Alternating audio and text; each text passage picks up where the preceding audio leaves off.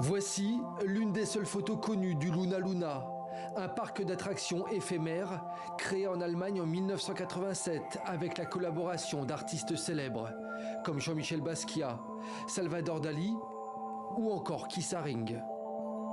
Aujourd'hui, cette exposition à Los Angeles permet de faire revivre l'univers féerique de ce parc d'attractions. Un parc qui avait accueilli à l'époque des milliers de visiteurs, mais qui avait dû fermer ses portes, faute d'argent. Depuis 35 ans, ces formidables attractions conceptuelles dormaient dans des containers géants au Texas, jusqu'au jour où Drake, la superstar canadienne du rap, entend parler de cette formidable histoire. Avec d'autres investisseurs, il achète et fait restaurer les objets d'art du Luna Luna, injectant plus de 100 millions de dollars dans le projet. Nous sommes tous tellement habitués à l'art numérique et aux expériences via notre téléphone que de voir quelque chose d'aussi interactif et tangible avec de grandes installations, ça apporte un autre niveau de sensation que je n'ai pas ressenti depuis longtemps.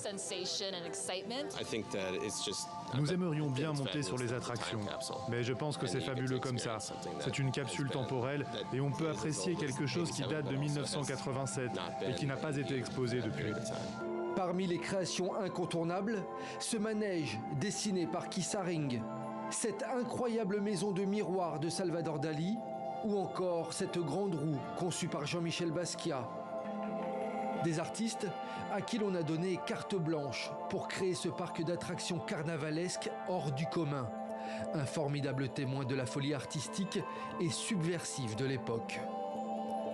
Autre exemple, avec cette chapelle de noces, créée par le concepteur de l'ensemble, l'artiste autrichien André Heller. Une chapelle qui invite à se marier avec qui l'on veut, même un vélo ou un poisson si on le souhaite. Un message avec une réelle portée politique dans l'Allemagne des années 80.